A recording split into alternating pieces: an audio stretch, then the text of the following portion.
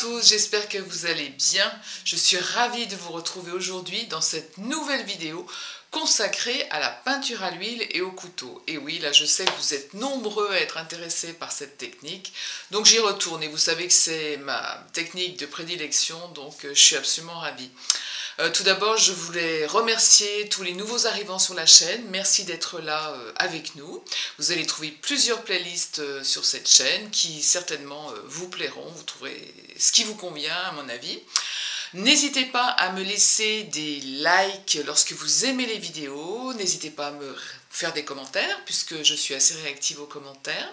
Merci aux anciens d'être toujours avec moi. Je suis absolument ravie. La chaîne se développe. C'est génial. Donc vous avez vu maintenant, hein, vous avez pris l'habitude. Tous les lundis matins, vous allez retrouver une vidéo qui vous plaira, j'en suis certaine. J'en suis certaine. Qu'est-ce que je tenais à vous dire autre chose? Et ben voilà, on va tout de suite, vous voyez, je suis debout hein, aujourd'hui. En fait, je vais travailler sur un grand châssis, comme ça, sur chevalet. Donc vous allez avoir plusieurs vidéos qui vont vous expliquer les différentes étapes de la réalisation de ce que je vais faire au couteau. Où je vais vraiment expliquer, comme je le fais hein, dans tous mes tutos, de manière à ce que ce soit très pédagogique et que vous compreniez les subtilités de la peinture à l'huile au couteau. Voilà, écoutez, non, c'est tout ce que j'avais à vous dire en préambule. Si, toujours pareil, sous la vidéo, mes coordonnées, le lien pour Arsens Formation, qui est la plateforme de formation en ligne, de cours en ligne, qui est beaucoup plus poussée que ce que je peux proposer sur YouTube.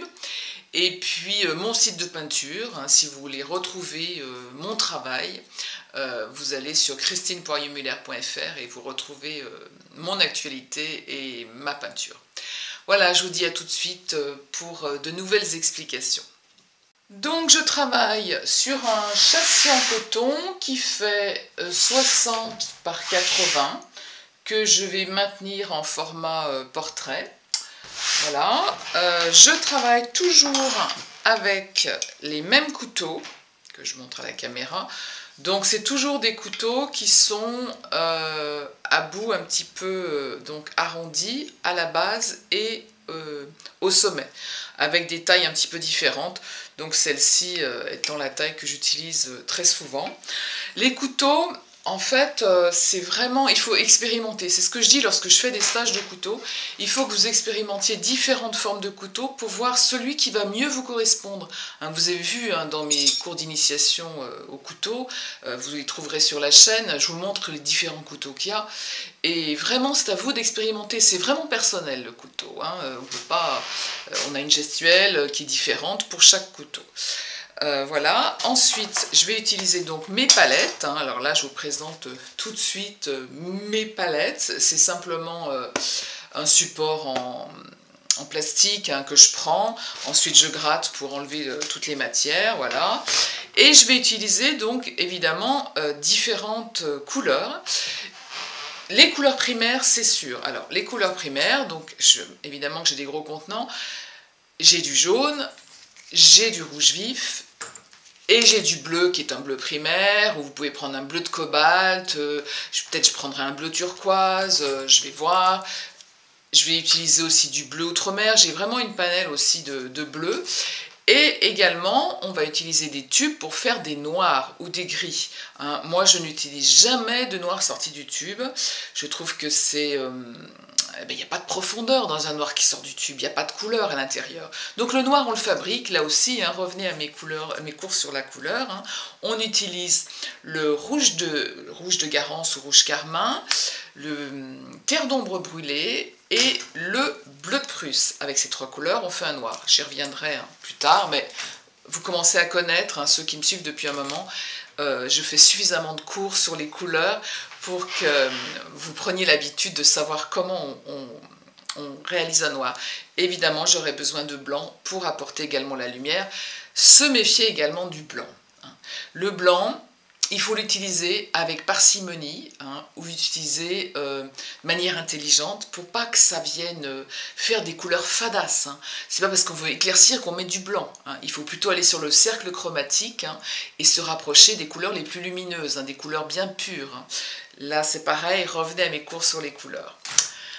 Voilà, et donc on va partir en fait, je vais réaliser un paysage tout simple, alors non, pas tout simple, on est en automne, et j'avais envie, je me suis beaucoup baladée donc en montagne, et je voyais toutes ces teintes orangées évidemment, mais encore vertes, hein, là j'étais dans le Vercors, et on avait des teintes qui n'étaient pas encore orangées, donc c'est ça qui m'intéressait. Je regardais à travers les arbres et je voyais le ciel bleu, je voyais des orangés, je voyais des verts, je voyais des branches, ça bougeait dans tous les sens. Moi vous savez que j'aime apporter beaucoup d'énergie, donc avec le couteau évidemment, et puis c'est ma patte, hein, c'est comme ça que j'ai envie d'exprimer la peinture. Donc en fait, je vais faire quelque chose de tout simple, juste pour organiser le tableau, hein, pour que ce soit harmonieux, placer certaines zones, et puis c'est tout. Je vais partir directement avec les couleurs. Hein.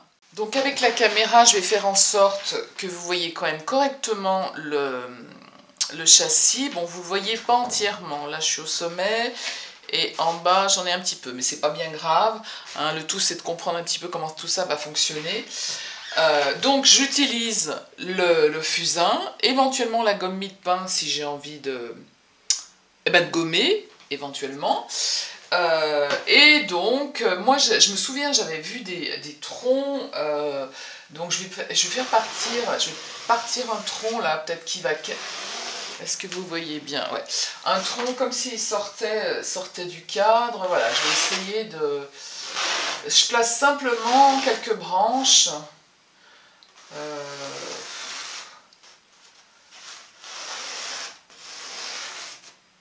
Voilà, simplement, moi, j'imagine hein, ce que ça peut être, voilà, simplement, peut-être le tronc ici, une autre branche qui part là, voilà, et puis je vais avoir d'autres branches, évidemment, quand je regardais en l'air, hein, qui vont être... que j'exprimerai au couteau, mais bon, je les place quand même parce que ça me permet bon, d'avoir une idée hein, de comment je vais agir. Par exemple, celle-là, peut-être que je vais peut-être la faire partir derrière. Voilà. Voilà, pour qu'il y ait un enchevêtrement, en fait, c'était ça. Hein, pour qu'il y ait quand même un enchevêtrement, et allez-y, de branches. Voilà. Peut-être que je vais m'en faire ici. Bon, on pourra toujours revenir, hein, c'est sûr, on peut revenir ensuite, mais bon, ça me permet de faire une composition qui soit un petit peu harmonieuse. On peut partir sur... et là, je vais avoir plein de feuilles hein, qui vont venir s'exprimer ici. Hein. Les feuilles, évidemment, je vais pas les mettre. Hein, je vous pose simplement le sujet pour que vous ayez une idée, hein. Mais après, on y va vite, enfin c'est pas vite, on y va avec la peinture, hein. On n'a pas besoin d'en dire plus. Alors, autre chose, moi, je ne réalise jamais de fond en fait, je laisse toujours la toile blanche, moi ça me plaît la toile blanche, elle me parle, mais pour d'autres personnes ça peut être plus compliqué, hein. Ça je le sais, je le vois dans mes ateliers, donc parfois je fais faire un fond. Là, on peut très bien partir sur un fond un petit peu bleuté, mais très pâle, des choses très pâles, ou alors un peu d'écru, un peu de crème, ou un orangé très clair, voilà. Hein, une des teintes que vous allez utiliser dans votre châssis, sur votre châssis, hein, une des teintes que vous avez utilisées avec le motif, vous pouvez faire un jus, hein, ce qu'on appelle un jus, avec de l'essence de térébenthine, et puis faire votre après, ou à l'acrylique évidemment, hein, vous pouvez faire votre fond à l'acrylique, hein, et ensuite quand c'est bien sec, travailler à l'huile dessus, voilà. Mais moi non, je préfère partir comme ça. Pourquoi? Parce que moi je suis très attirée par la lumière, vous le savez, vous commencez à me connaître, Donc moi, et vous verrez, je vais commencer à placer en fait la lumière, mais la lumière pure, c'est-à-dire du blanc. Mais parce que je sais exactement où le mettre, avec parcimonie, ça aussi je vais vous réexpliquer. Hein. Donc on part comme ça je vous montre, hein. Ça va être une série comme ça de petites vidéos que vous allez avoir semaine après semaine par rapport à ce tableau. Je ne sais pas encore à l'heure d'aujourd'hui combien de vidéos il y aura, mais voilà, des courtes vidéos pour que vous suiviez précisément le processus, les différentes étapes, pas à pas, d'une réalisation comme ça. Voilà. Pour cette partie-là, donc je me mets assise, j'ai repris la caméra sur la table de manière à vous montrer mes palettes, hein, comment je les organise et les teintes évidemment qu'on va trouver, puisqu'il faudra faire un nuancier. Je prépare toutes mes couleurs à l'avance, Bien sûr que j'ai encore d'autres nuances que je pose sur mon tableau, donc celle-ci je l'ai fait au fur et à mesure, où je me dis ah non le vert il lui manque un petit peu de bleu, je vais lui chercher un peu de bleu d'outre-mer, ah non j'ai besoin d'un petit peu de rose vive, donc je rajoute. Mais là pour cette vidéo qui est très didactique, je vais vous montrer précisément comment on procède. Donc sur la palette déjà, j'ai mis au bord de la palette, hein, pour pouvoir faire mes mélanges au milieu, le jaune citron, un rouge qui est un rouge vif, qui est proche du vermillon. J'ai mis un rose vif, ce rose vif, et je vous donne la marque uniquement pour celui-ci, parce que je ne le trouve que dans cette marque-là, c'est chez PBO. Il est passionnant pour tout, pour les ciels, pour tout. Il amène une luminosité qui est extraordinaire, je l'ai déjà dit sur certaines vidéos. Il nous faut également un bleu primaire, un bleu de cobalt, le bleu outre-mer que j'ai mis là. Voilà une première palette. Pourquoi deux palettes? Parce que déjà, est-ce qu'on aura suffisamment d'une palette, hein? Donc là, je vais établir tous mes verts, mes orangés, voilà. Et ici, sur cette palette-là, j'ai mis le rouge de carmin ou rouge de Garance, j'ai mis le bleu de Prusse. Vous avez vu, le bleu de Prusse est un bleu extrêmement foncé. Et j'ai mis le terre d'ombre brûlée, qui est un marron très foncé également. Pourquoi? Avec le blanc également ici. Pourquoi? Parce qu'ici, je vais faire tous mes gris colorés. Hein, avec ces trois teintes, je reviendrai tout à l'heure, on fera un noir. On va déjà s'occuper, dans un premier temps, de cette palette-là, hein, avec ces teintes qu'on va établir. Alors, lorsque on est sur sa palette et qu'on a mis comme ça tous ces tubes, et notamment vous les élèves, vous peignez pas tant que ça, ou si régulièrement, peut-être que si évidemment, mais souvent on a des tubes qui sont secs et tout. Donc je le répète, comme je l'ai dit dans tous mes cours, hein, on utilise un médium, hein, qui est un mélange d'huile de lin et d'essence de térébenthine, pour éventuellement en rajouter, pour avoir une pâte bien onctueuse et bien homogène. Je me suis mise également un petit peu d'essence de térébenthine là pour nettoyer ma brosse qui va me servir à voir, alors c'est plus pour vous, moi en général je le fais pas, mais à voir la teinte que j'ai et les différentes nuances qu'on a. Donc pour ça, je vais peut-être me mettre un petit bout de papier, comme ça vous l'aurez ici, voilà. Donc, la base, hein, lorsqu'on va établir par exemple un nuancier de jaune, orangé, rouge, donc je pars, alors le jaune il sera jaune, hein, je pars ici avec mon jaune dans lequel je vais mettre, mais regardez, rien, vous voyez, une toute petite pointe de rouge, hein, parce que tout de suite, vous avez votre jaune qui est déjà marqué et qui est déjà jaune d'or. Hein. Là on a un jaune citron, là tout de suite on a déjà un jaune d'or. Donc tout simplement, je vais le mettre ici pour vous montrer un petit peu. Donc là, j'ai mon jaune d'or. Alors, peut-être qu'à la caméra, comme on a... Si, vous le voyez, ouais, il est bien d'or. Je peux le foncer un peu plus. Alors ça, c'est tout des choses que je réalise en général, moi, quand je suis toute seule et que je peins, je fais au fur et à mesure, c'est-à-dire que je ne fais pas autant de nuances. Hein. C'est pour vous montrer les différentes nuances que vous pouvez apporter. Et pourquoi est-ce qu'on amène autant de nuances? Pour amener de la profondeur, pour créer de la profondeur. Donc voilà un autre orangé, par exemple. On peut également revenir à notre palette. Oh. Je plonge à notre palette là où il y avait également le rouge de Garance. On peut en prendre un petit peu le mettre là. Et pourquoi pas faire un orangé également avec ce rouge-là. Encore une fois, vous pensez nuance, nuance, nuance. Alors, vous ne mettez pas le rouge dans le jaune comme ça, ou le jaune dans le rouge comme ça. Hein. Vous prenez le jaune, vous le mettez à côté. Toujours, on met en premier la couleur la plus lumineuse, dans laquelle on vient mettre la couleur qui va la salir ou la modifier complètement. D'accord? Et là, je vais avoir vraiment aussi la teinte d'automne. On a vraiment une teinte d'automne qui est extrêmement intéressante. Voilà. D'accord? Donc, ceci, bien évidemment, on le fait en grosse quantité. Hein. Moi, je le ferai hors caméra en grosse quantité lorsque je le poserai sur le châssis. Ça se décline à l'infini. Hein. Peut-être, je ne sais pas, je verrai. Peut-être que je prendrai également le rose tout à l'heure pour me faire... avec ce rose-là, avec ce rose vif, ou en mélangeant le rose vif avec le rouge de Garance. Vous voyez, le nombre de combinaisons qui sont possibles, c'est franchement intéressant. Ensuite, on peut partir également, bien sûr, les verts. C'est-à-dire que quand on a notre jaune comme ça, on peut... Vous voyez, je mets rien. Là, j'en ai même trop. Je mets 3 fois rien, juste déjà pour le modifier. Donc, j'ai déjà un premier vert, là. Je peux venir, et c'est là où c'est intéressant, que ce soit à la brosse ou au couteau, toujours en ayant, pourquoi pas, un petit peu de matière orange sur ma brosse. C'est pas gênant. Comme ça, on se rend compte des nuances qui peuvent être, justement, dans les nuances d'automne. Hein.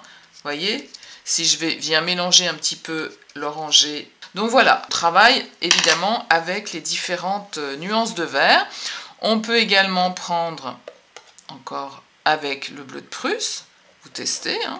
Vous voyez quel vert vous pouvez avoir. Vous pouvez travailler uniquement avec ce vert. Moi, je vais voir hein, comment je vais évoluer avec ce vert. Peut-être que je viendrai chercher sur ma palette un petit peu de ce rouge de Garance pour établir les ombres. Je fais référence à mes cours de couleurs. Vous voyez, donc là, de nouveau, j'ai des nuances de vert qui vont apparaître. Donc voilà pour ce que sont les verts. On peut en faire encore des multitudes, et c'est peut-être exactement ce que je vais faire, hein, moi également. Ça peut tout à fait m'intéresser, cette teinte-là, pour l'arbre, en fait, pour le tronc de l'arbre. Je vais même le faire là. Je vais le faire avec vous. Je vais essayer de faire des nuances pour ce tronc. Peut-être en reprenant justement le bleu de Prusse. Je vais mettre un petit peu de bleu de Prusse ici sur ma palette. Je prends le jaune là à côté. Je viens chercher un peu de bleu de Prusse. Dans lequel je vais mettre le rouge de Garance de tout à l'heure. Voilà. Donc là, j'ai quelque chose d'assez marronasse. Voilà, encore, là, j'arrive sur quelque chose qui est assez marron et que je mélangerai certainement avec, pareil au couteau, hein, on peut amener les différentes matières sur son couteau, que j'amènerai avec ces différents verres. En fait, je vais mélanger à ces différents verres, je vais les associer, et dans mon tronc, voilà, je vais avoir différentes nuances comme ça, d'accord? Et puis qu'on pourra foncer également avec le noir. Alors on va tout de suite partir justement sur le noir, parce que ce noir que l'on établit avec le bleu de Prusse, le terre d'ombre et le rouge de Garance, c'est vraiment intéressant. Ah, je suis allée trop loin. C'est vraiment intéressant. Alors, pour ceux qui découvrent la chaîne, qui découvrent les vidéos, j'ai fait des cours de couleurs. Hein. Donc, sur ces cours-là, je réexplique comment est-ce qu'on fait un noir, mais je vais le faire aujourd'hui. Donc, je prends du bleu de Prusse. Je viens chercher le terre d'ombre brûlé. Je viens chercher le rouge de Garance. Dans un premier temps, vous mettez égal à égal, comme ça, hein, de manière égale. En général, le bleu de Prusse couvre tout. Alors il faut se méfier de ne pas mettre trop de bleu pour faire un beau noir. Pour savoir quel type de noir on a, comment il faut faire? Parce que là, à l'œil, on se dit, bon, c'est noir, c'est plus noir que bleu. Qu'est-ce qu'il faut faire? Il faut prendre du blanc. Je le mets à côté. Je prends un petit peu de mon mélange. Et je regarde ce que ça donne. Quel gris on a? Eh bien, on a un gris qui est parfait. Il ne tire pas sur le rouge, il ne tire pas sur le bleu, il ne tire pas sur le marron. Donc, il est complètement homogène. Par contre, si vous avez un gris qui tire plus sur le bleu, et que vous ne le voulez pas, ça ne va pas vous être utile. Hein. Par contre, moi, dans ce cas-là, si j'ai envie d'un gris qui soit un petit peu plus vert, qu'est-ce que je fais? Je peux mettre mon marron, reprendre du marron, le mettre dans mon gris. Voilà, je vais me mettre là. J'en refais vite. Voilà. J'ai un gris là, un gris qui tire sur le marron et qui est très intéressant.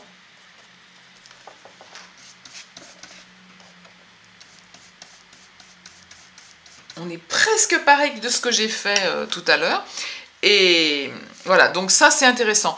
Et c'est pareil, on peut encore décliner, c'est-à-dire ici, amener le vert qu'on a fait. Par exemple, je prends mon vert, je vais le mettre dans mon gris. Je peux prendre un petit peu de jaune, que je rajoute donc dans le gris que j'ai fait. Et là, encore une fois, j'ai encore d'autres nuances qui tirent vers le vert, qui sont foncées. Voilà, allez chercher. Moi, vraiment, je suis une passionnée des couleurs, passionnée des gris colorés et des couleurs. Donc, je vous engage à faire ces exercices de nuancier avant de vous lancer sur des... Je le dis à tous mes élèves, hein, avant de vous lancer sur des tableaux. Créez vos nuances, créez des nuances, expérimentez, vous allez être mais émerveillé par tout ce que vous trouvez. Hein. Donc voilà, on va créer comme ça la palette. Moi je vais la créer hors caméra pour avoir une palette consistante, pour que je puisse vous montrer ensuite comment est-ce que j'aborde ce feuillage à travers les arbres qui va m'intéresser. Donc voilà, on va se passer comme ça. Vous voyez, j'ai mis des gants parce que c'est bien plus pratique. Je prends également des chiffons. Hein, on va avoir besoin de chiffons. Toujours pareil, la peinture au couteau. Hein. On a le chiffon dans une main, le couteau dans l'autre, et on essuie son couteau. Hein. Donc c'est mieux d'avoir au moins dans la main gauche pour les droitiers le gant, et sinon inversement. Hein. J'ai fait, voyez, toute ma palette où j'ai préparé différents verts, différents jaunes, différents oranges, d'accord? Et puis, sur l'autre palette, j'ai également, j'ai oublié d'en parler, j'ai également préparé un petit peu de bleu. Hein. Donc ce bleu-là, je l'ai fait avec le rose vif, je l'ai fait avec le bleu de cobalt ou bleu primaire, et bien sûr du blanc. On peut, toujours pareil, le nuancer en lui mettant du gris selon le ciel qu'on veut faire. Bon, moi je veux faire un ciel extrêmement lumineux, donc je pars sur un bleu lumineux, et j'ai toujours mon blanc qui est là. Donc, on va démarrer tout de suite. J'ai envie d'amener ici de la lumière. Donc, je vais partir avec des zones que je vais placer ici, des zones de blanc. D'accord? Comme ça, elles sont préservées. Alors, évidemment que vous allez pas trop les voir comme ça. Alors je réexplique hein, la technique du couteau. Bon, c'est comme dans toutes mes vidéos de formation hein, sur le couteau. Donc pas mal de matière sur le couteau, sur un côté du couteau. On le met à 30 degrés et on glisse. D'accord? Là, aucun souci. On est sur une seule teinte. On l'applique. Voilà. Et on dépose en fait une légère pellicule. Hein, on gratte pas. D'accord?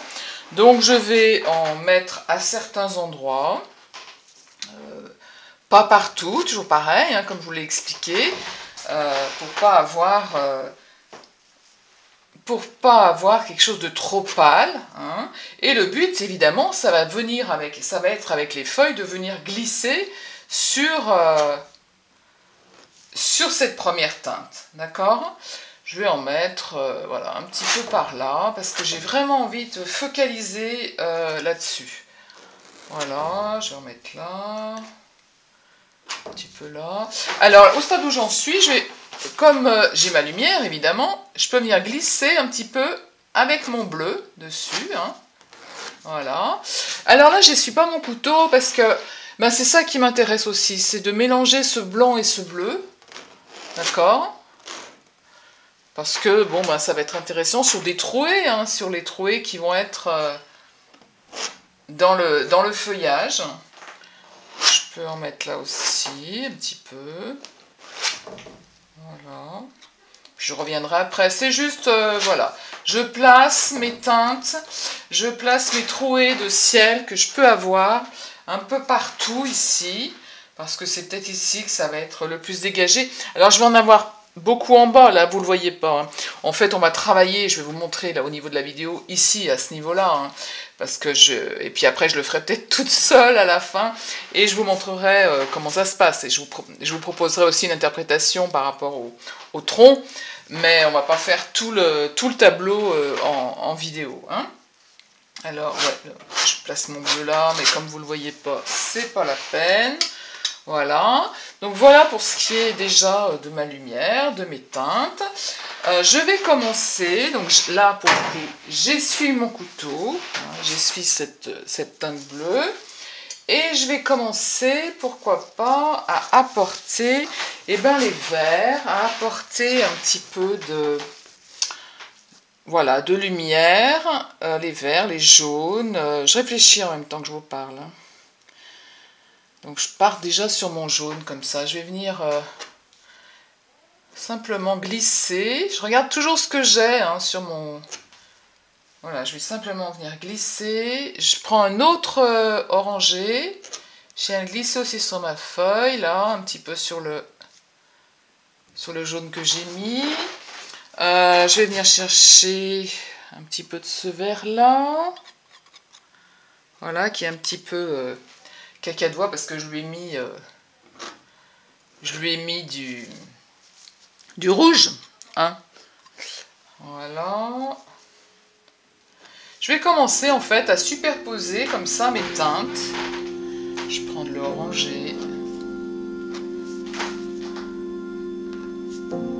Et puis, on va en profiter pour respirer également. Moi, je vais en profiter pour respirer. Je vais vous mettre une petite musique sympa. De temps en temps, je vais vous dire un petit peu ce que je fais, les mélanges que je fais. Au niveau de la gestuelle, vous avez vu, je viens glisser hein, en apportant de la matière. Je peux mettre sur mon couteau deux couleurs qui sont différentes. C'est-à-dire que je peux venir avec mon orangé et un petit peu de mon vert là. Puis du coup, je vais faire une touche qui sera un petit peu plus large. Voilà. J'apporte deux teintes en même temps, des touches qui seront plus larges. Et je peux aussi, parce que moi je le fais, travailler aussi avec le bleu. C'est-à-dire prendre le bleu, le orangé. Voilà, je place en fait toutes mes teintes en même temps parce qu'elles circulent entre elles. Hein. Le tout, c'est pas de faire de la bouillasse, d'accord? Donc, on peut mélanger. Je peux prendre aussi le rouge, là. Le rouge, vous avez vu au tout début. Je vais le glisser. Voilà, le glisser. Par moment, je peux faire des touches beaucoup plus larges. D'ailleurs, on va en faire. Je vais prendre pas mal de vert, comme ça. Je vais le mettre ici. Voilà.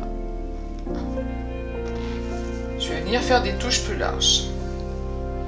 Comme ça, j'avance aussi mon tableau.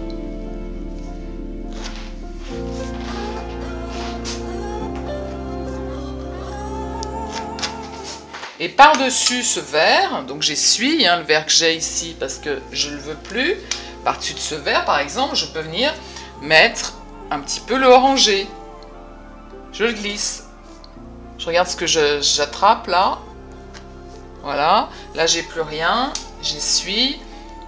Je viens de nouveau rechercher mon orangé. Je viens de glisser sur mon verre pour créer de la profondeur. Je peux également partir sur quelque chose de plus foncé. Et comme il faut avoir toujours une vue d'ensemble, il faut vraiment amener en fait toutes les teintes qu'on a sur la palette. Il faut les amener sur ce petit secteur pour voir comment les choses peuvent ensuite évoluer. Donc c'est ce que je fais en fait. Je vais amener les teintes, je reviendrai peut-être dessus après. Voilà, grossièrement. Je mélange mes verres. J'essaye de, quand je passe sur le blanc, hein, je m'enlève tout de suite parce que ça ensuite je vais le traiter différemment. Parce que là c'est une gestuelle, en fait je pose ma matière tout simplement et puis je vais revenir dessus. Je vais revenir dessus, notamment ici pour créer cette effet de profondeur. Hein. Je pourrais après faire une gestuelle comme ça pour interpréter évidemment les branchages. Hein. Je reviendrai dessus. Là pour l'instant, comme je vous dis, j'essaye de placer un petit peu mes teintes d'automne. Voilà. Je peux arriver avec des rouges beaucoup plus soutenus, avec le rouge de Garance, là, le rouge carmin, qu'on peut venir glisser sur le verre. Avec mon couteau, je peux prendre plusieurs teintes en même temps. Hein. Je peux avoir des gestuelles... Est-ce que vous me voyez encore là? Oui, je peux avoir la gestuelle beaucoup plus large aussi. Hein. Voilà, comme si le feuillage était derrière et qu'on allait revenir, sur ce qu'on voyait. Hein. Voilà, donc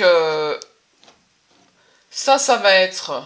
Vous avez déjà de quoi faire pour revisionner un peu ce que j'ai fait, ce que j'ai dit, pour voir si vous vous lancez dans ce genre d'expérimentation. Vous voyez, je mélange mes teintes.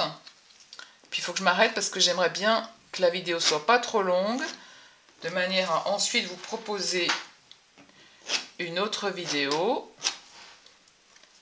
pour avancer, tout simplement. Voilà, donc on remplit un petit peu tout ça, c'est ce que je vais faire, et puis ensuite je vous réexplique en retravaillant avec également les branchages.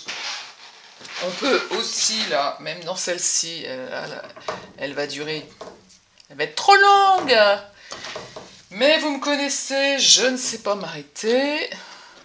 Donc voilà, je place mes verres de manière grossière, plus large, élargie. Je peux revenir aussi avec le bleuté, parce que quand je suis ici, je dis « Ah tiens, je mettrais bien un petit coup de bleuté ici. » Voilà. Du coup, j'en mettrai peut-être là aussi. Voilà. Je vais avancer un petit peu là, bon, hors caméra, pour ensuite vous remontrer comment est-ce qu'on peut revenir pour l'expression du feuillage, de la lumière et des branchages. Je vous dis à la semaine prochaine, la suite.